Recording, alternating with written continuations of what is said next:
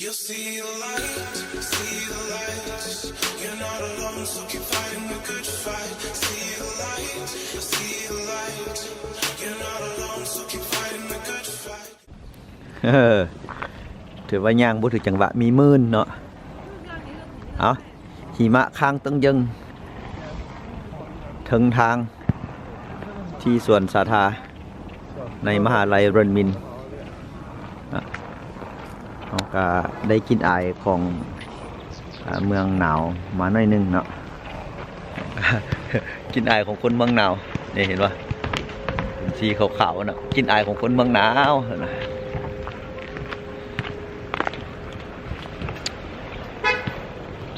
คันเฮาบ่อยู่เขต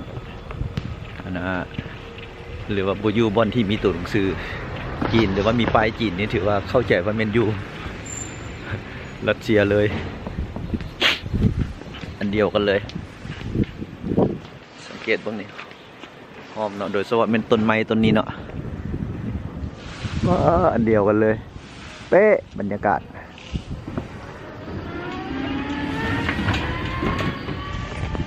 ไปย่างกันต่อออกจะย่างไปเบื้องไตของมหาลัย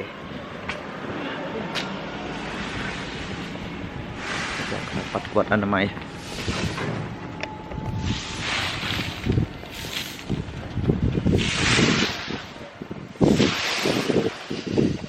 อยู่ในมหาลัยกับหนทางออกสะดวก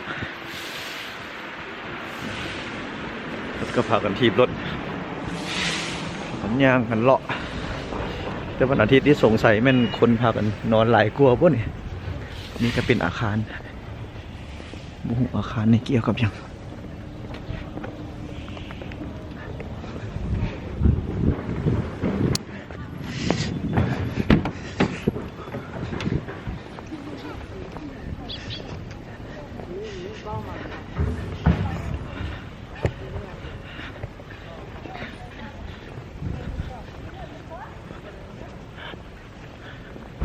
โอ้เห็นอาคารนี้เป๊ะเลยเว้ยเป๊ะบาทเดียว เงินยุคโซเวียตหลาย50-60 ปีเป๊ะเลย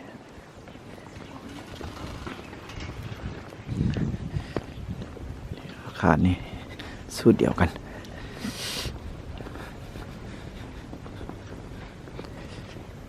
ย่างไปเรื่อยๆเอาใบไปเรื่อยๆเนาะคันว่าบ่ใบเนี่ยก็เสียบ่มีอันเว้าเนาะอันนี้มาฮอดจิงหยวนบิลดิ้งจิงหยวน1อาคารเขาเจ้าก็คมหนาสังเกตคมหนา40 เซนกันหนาวเลยบ่ซั่นกันหนาวตายเพราะว่าอากาศติดลบนี่มันก็อาคารบ้านเรือนก็จะต้องหนาเด้โอ้สังเกตหนทางเนาะกี้นี้เห็นตูนั่นกายมาเมื่อกี้เนาะอนามัยเกี้ยงไม่ลอยเลยคำว่าขี้ตมบ่มีแต่หนทางเขาเจ้าก็จะมีเลนเฉพาะล็อกเฉพาะคนพิการสามารถย่างโดยสังเกตว่ามันจะสะดุดฮอดบอลที่มันฮอดมีอันนั้นเขาเจ้าก็จะเฮ็ดเป็นดุ่มเลยบอลที่มีเห็นป้องเหล็กฝาเหล็กโอ้มาเห็นประตูเล็กตัวนี้เป๊ะเลย เป๊ะแท้เป๊ะว่า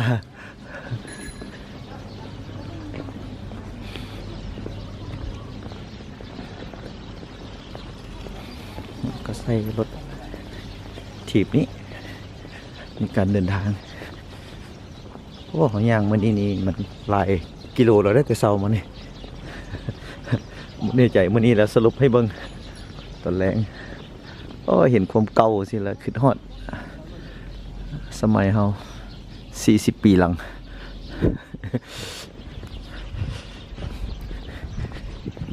ว่าเลยย้อนยุคเลยเว้ยกลับคืนไปมัน30 ปี40 ปีเลย40 ปีหลังย้อนไปไกล ความรู้สึกมันก็เริ่มกลับคืนมากับบรรยากาศเก่าๆ30 ปี 10 ปีหลังก็ไม่เห็นหูปปันตั้งเทเลอยู่นี่เนาะป้าเมนิกแห้งคือเลยอันนี้เฮามาฮอดหานมาโรจเน่ฮอดแล้วมาโรจเน่ตอดอีมาโรจเน่มาฮอดตอดแล้วก็มาโรจเน่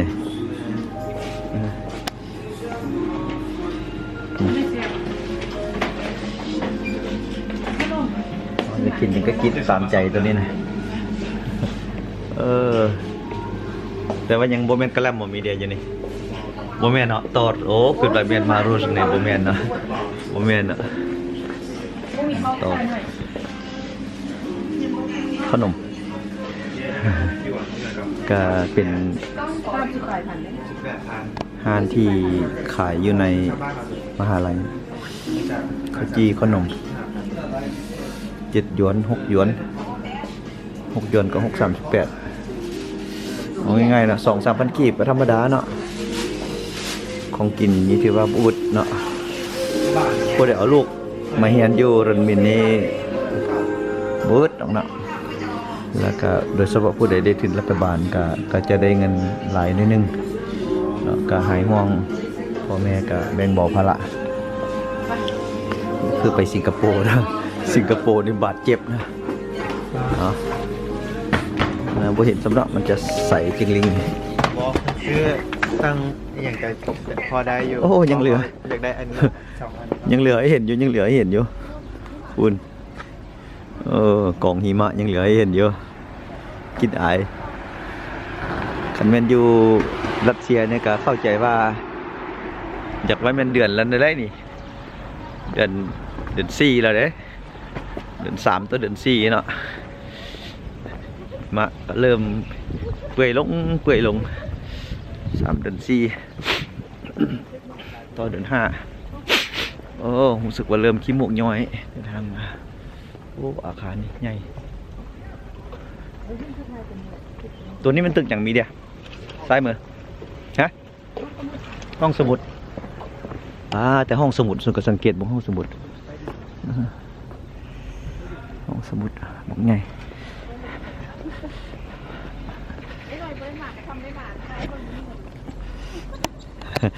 นี่ภรรยากำลังบอกว่าผู้ใดบ่อยากเดินทางมาก็เบิ่งกองเอา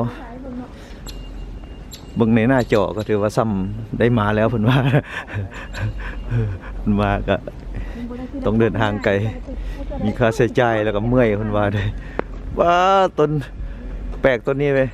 มันคือว่าพิลึกเด้อเว้ยสิมันหลาย100 ปีได้นี่100 กว่าปีแล้วหรือว่าบ่ฮอดนี่ทรงฟุ่มมันเป๊ะเลยบรรยากาศต้นอันนี้เบียโรสอ่ะนี่ก็เป๊ะเลยต้นไม้เมืองหนาวผมสุดเดี่ยวเลยยังไปเรื่อย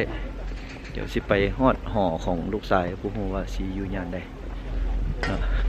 ก็สิปินไปปินมาได้เนาะผู้เที่ยงบ่ได้ก็อุตส่าห์เบิ่งเนาะผู้อยากติดตามการเดินทางของใบเสกองเขาก็จะใบไปเรื่อยๆเห็นอันไหนก็ใบไปสังเกตบุ้งรถมีจักรยี่ห้อ Volkswagen Volvo มีป้ายขาวรถเนี่ย BYD ตัวนี้มีหลายยี่ห้ออันนี้ห้องอะไรนี่อาคารฮะห้องอาหารแล้วนี่โอ้อันนี้ห้องอาหารปิดวันมื้อนี้ปิดวะบอกอันนี้ก็เป็นส่วนที่เขา ห้องอาหารเนาะ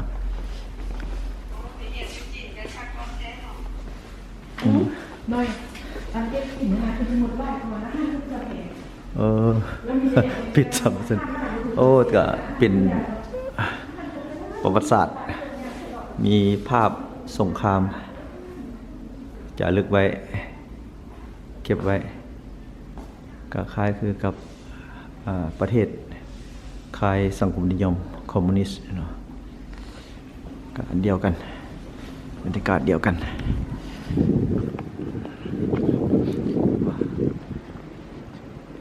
รถมีแต่รถ ราคาแพงๆจอดอยู่แถวนี้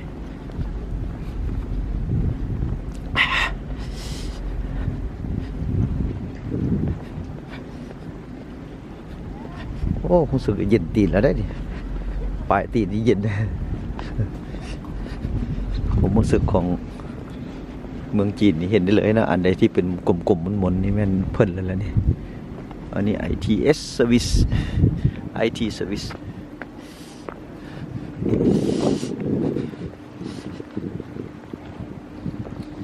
เนี่ยอยู่บริเวณของทางด้านอาคารที่พักนี่ก็มีบ่อนนั่งลิ้นเฮ็ดไว้เนาะเป็นไม้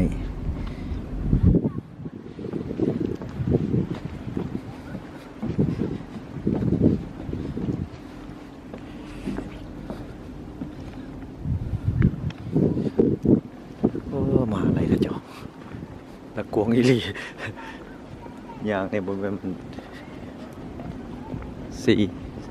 3-4 กิโลเลยอย่างนี้ไปตีนจุดจังรู้สึกว่าเมื่อยไรหนาวอุณหภูมิ3 องศานะเดี๋ยวนี้ก็เที่ยงแล้วอีกจังไงนี่ก็เป็น4 องศาแล้วก็จะมัดตอนเวลา3 โมง4 องศา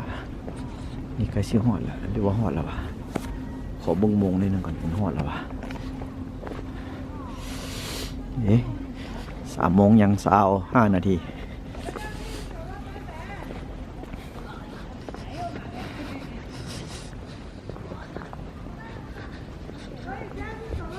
นี่บอสไมโลทีมหมดแล้ว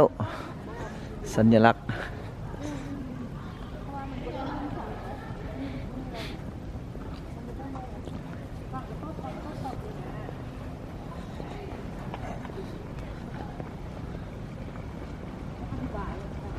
กวงขวงอีลีมันซ้ำกับคนเมืองนึ่งมาได้นี่นะ หรือว่าอาจจะ4-5 หมู่บ้านมันอยู่นี่ถ้าเทียบใส่เฮือนหนึ่งมีอยู่ครอบครัวหนึ่ง2 คนหรือว่า3 คน2 พ่อแม่ลูกมันอยู่ห้องหนึ่งนี่นับเบิ้งนี่มันจากอาคารนี่ใดแท้ได้นี่จาก7-8 หมู่บ้านนี่ก็ถือว่าเป็นเมืองหนึ่งของบ้านเราแล้วนี่นี่ต้นแปลกดังเดิมนี่ความรู้สึกเขาก็คือย่างไปแถวมโหสถเลยต้นนั้นนี่คือกับต้นยังกับต้นนั้นนะต้นวิกขายคือโอ้ก็สิหลายปีแท้ตัวนี้หลายแท้ๆ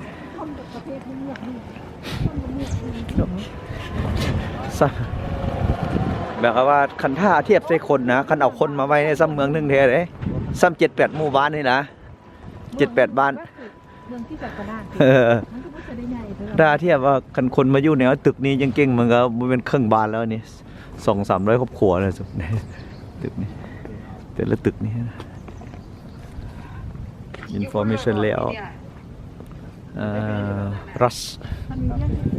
รักเนาะแคมปัสโอ้หินหนาวพอดีได้ถ่ายรูปวันถ่ายรูปแล้วถ่ายเขาเลยมาถ่ายก่อน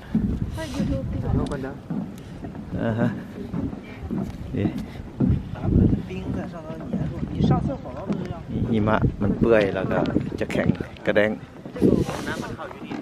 ใช่มึงคนนี้ไปเนาะอันนี้เป็นอาคารอย่างมีเดียฟิโลโซฟีปรัชญาผู้ใดจะเป็นเจ้าเป็นนายมาเฮียนอยู่ดีเด้อเป็นนักปรัชญาใหญ่ในวันนี้สมัครเสียงเข้าให้มันได้เรียนมินเด้อผู้ใดสนใจอยากเอาลูกเอาเต้ามาเฮียนเมืองจีนก็เป็นเมืองที่พัฒนาบ่น้อยเนาะ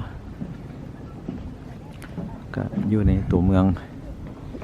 ก็สะดวกสบายในการเดินทางการเที่ยวงามหลายเอามาฮอดหินใหญ่หินยักษ์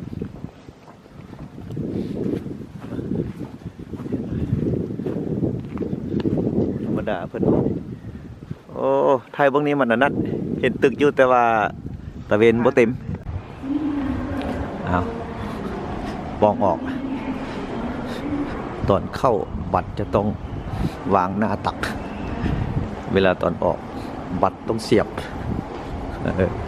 สันนี้เอาตู้4กับตู้3มาเริ่มมูวิธีทางเดินทางแล้วนี่เปลี่ยนจากรูปแบบรัสเซียหน่อยหนึ่งผิดเดียงกันได้เดียวโอ้ยาวอลัดออกนอกเมืองนี่ประมาณ50 เมตร Please stand firm and hold the handrail. Do not lean against the side of the escalator. เอามาฮอดสัน5เนาะ Renmin University of China School of Philosophy มี2-3 สถาบันอยู่เนาะก็อ่านเอาเนาะสิ่งที่เราเข้าใจ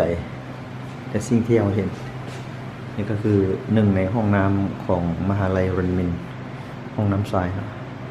มันก็พอใส่อยู่ได้ก็สะอาดสะอาดบริคิดไลฟ์เป็นได้แต่ว่าห้องน้ำมันก็จะเป็นแบบนั่งเอาให้เห็นกันหน่อยนึงแต่ผมรู้สึกก็คืออยากคล้ายคืออยู่กับรัสเซียสะอาดได้แต่ว่าขี้ไลฟ์ขี้ร้าย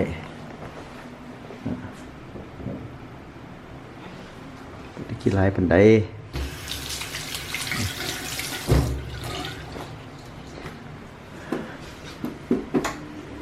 นี่ก็เฮ็ดเวียกอยู่เด้วันนี้ขี้ร้ายอันนี้อยู่อาคารของSchool of เนี่ยสีแดงนะ School of History ประวัติศาสตร์นี่โอ้สั้นหนึ่งจะแม่นอันมีคณะวิสาหนึ่งเนาะนี่มาเด็กบอลซาเมียนก็ซ้ายขวาจะเป็นที่พักห้องนี้จะเป็นชั้นนี้จะเป็นชั้น School of Philosophy แต่1956 since 1956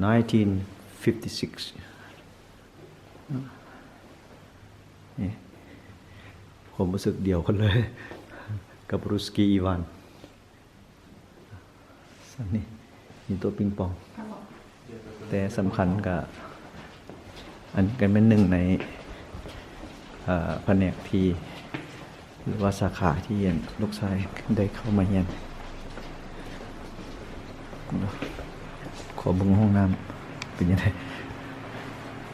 ขอบนห้องน้ำคล้ายคือกันก็ซ้ำนี้ก็พอเข้าเก็บเข้าเกียร์อยู่เนาะก็มีคันไดแล้วก็จะมีลิฟต์เนาะล็อกเกอร์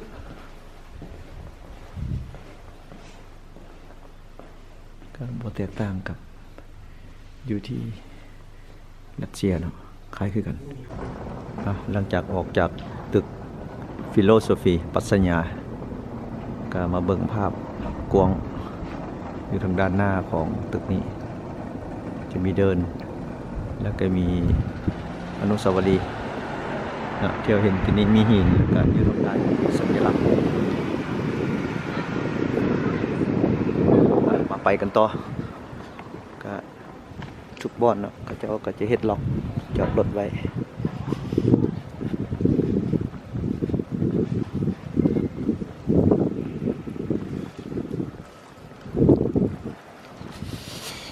ผมรู้สึกนี่กับระหว่างจี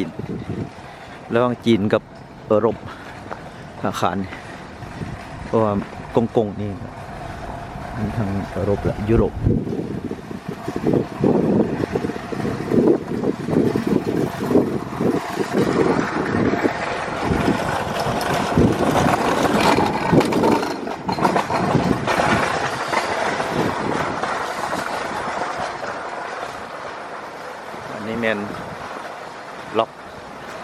หน่วยงานความปลอดภัยอยู่ได้นี่มีแต่ถังดับเพลิงโอ้ขาดบ่ได้นี่คือต้นไผ่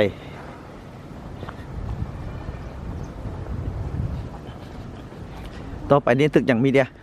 ซีซันของมีเดียวะนี่ห่อของอันนี้คือห่อ ซุปเปอร์มาร์เก็ตหันอยู่พุ่น เบื้องพุ่นมาอันนี้มันอย่างนี้ อันนี้อาหาร ห้านอาหาร ไปเบิ้งพุ่นก็ไป โอเคห้านอาหาร เฮียนหันเฮียนอยู่นี่ บัต วิชาหนึ่งเฮียนอยู่นี่ วิซาเฮียนอยู่นี่ กับตึกเบิ้งนั้น ตึกบางนั้นโอเคถือว่าเฮียนอยู่หลายตึกเนาะแล้วแต่เขาจัดสรรให้ ตึกใหญ่กัน ตึกใหญ่ก็ได้เฮียนอันนี้เป็นห้องเฮียนเนาะอันนี้ด้วยเป็นห้องอาหาร มีห้าน เป็นห้านเลยเนาะซึ่งแม่นอันของห้องเฮียน แต่ว่า แม่ที่บอก นั้นพวกอื่นมาเซาเขามาให้เซาหรือว่านั้นอยู่เนาะโอเคมึงนึกไป ห้านอะไรนี่มัน ไปซ่องมันคงกิน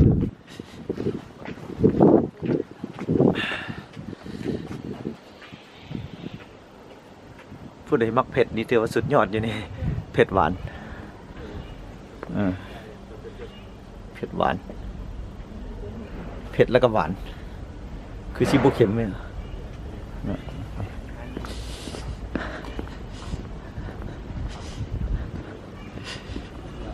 นี่มันอันนั้น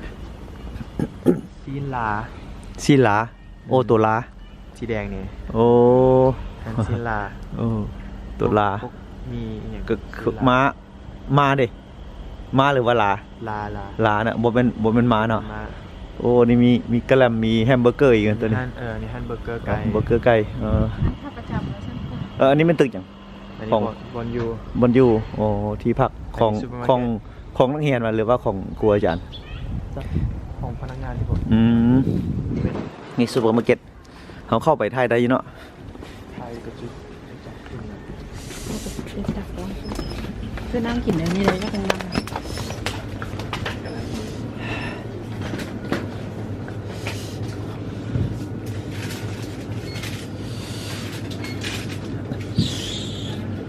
เขาฮอดอันกะแลมโซเวียตแล้วเนาะ มีเห็นปะนี่กะแลมรัสเซียวันนี้โอ้ไอศครีมนี่สำคัญนี่แต่ว่าเขาเจ๊เป็นแบรนด์ของจีนเนาะเอาไปเบิ้งตู้กันไปเบิ้งอยืนในตู้กันฮะตู้กะแลมเนาะเขาจะเฮ็ดเป็นของจีนแล้วกะแลมรัสเซียนี่กะแลมรัสเซียอ๋อได้กินแล้วปัจจุบันต้องไปฮอดรัสเซียอยู่นี่ก็ได้กินใส่ขนมมีเดียจับขนมมั้งนี่มันเป็นยังไงนี่รุสกี้อีวานแท้ๆเนี่ย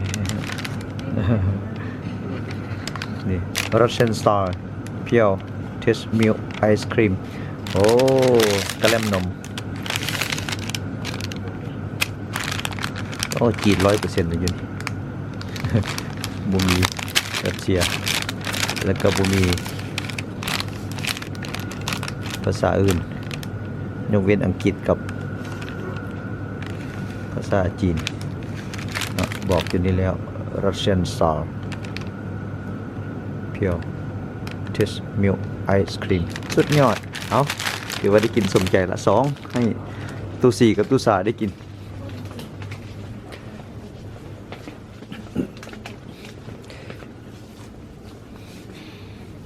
มันอาหารการกินบูด อันนี้มันก็เป็นของกัน อันนี้อยู่ซูเปอร์มาร์เก็ต ชาแผ่น กึ่งซูเปอร์มาร์เก็ตเอาจับกดด้วยจับจะเบิ่งอื่นๆเนาะมีอย่างไรประเภทมีเบิ่งนี่มีคือมีจีนมีเกาหลีมีล็อกขนมไม่ได้กินดอกขนมเลยซื้ออย่างแบบว่าได้กินตอนเช้าโอ้ ช็อกโกแลตรัสเซียบ่ อารอนกะ ฮะ บุกุสนะ ไอเลอนกะฮ่าฮ่า บุก นี่กุส มาโลสนี่ มาลชนี่ ช็อกโกแลต ช็อกโกแลตนี่เห็นป่ะมันจะเป็นต้องไปไกลนะอันนี้ก็มี15หยวนนะ15หยวน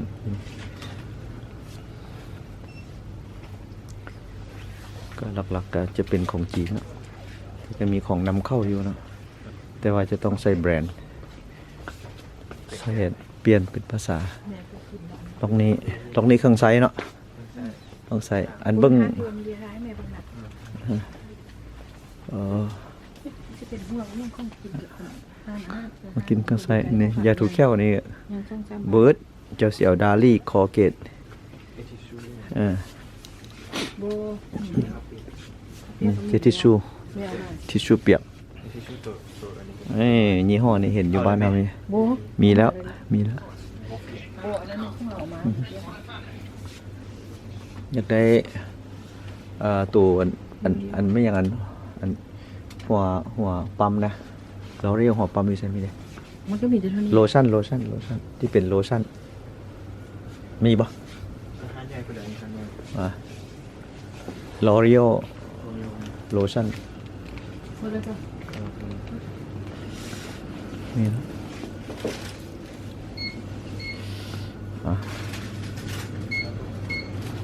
เป็นร้านค้าของคนที่ดำรงชีวิตเป็นนักศึกษาอยู่ในมหาลัยเรนมินก็มานำใช้บริการอยู่นี่เนาะ You'll see